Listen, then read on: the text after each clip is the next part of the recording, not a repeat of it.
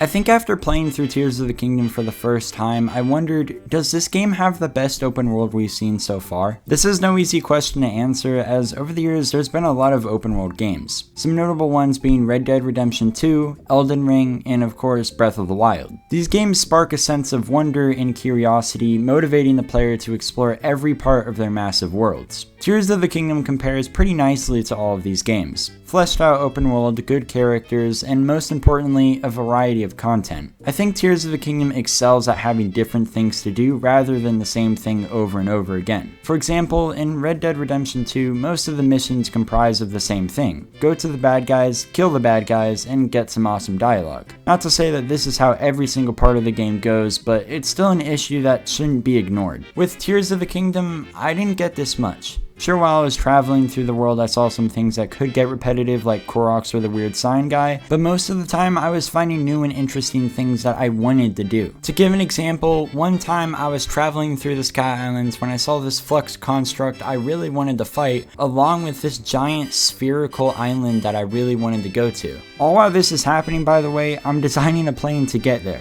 What I was feeling in that moment was a sense of freedom to do so many different things, and it's just so fun. One of the things I don't like is when reviewers pretend this type of fun doesn't exist in Tears, because it does and should be noticed as one of the game's biggest strengths. Now, one of the things I've seen people point out in Tears of the Kingdom's world is that despite how big it is, it can get boring. Like the depths looking the exact same almost everywhere you go, and some of the Sky Islands having the exact same layout. While I do see where they're coming from, I've never stopped in my playthrough and wish the open world was even better. With the abilities Link collects at the beginning of the game, you'll have a hard time getting bored in the depths. And although some of the Sky Islands are the same, I've actually found most of them to be pretty fun and unique with very good rewards. If there's one criticization that can be made with Tears of the Kingdom's open world, it's that Hyrule is still really similar from Breath of the Wild. There's a decent amount of change overall, but for people that have a lot of time put into Breath of the Wild, the main world can feel pretty stale. So far, with the direction I'm taking this video, it may seem like I'll just end it by saying Tears of the Kingdom does have the best open world, and that's it. But actually,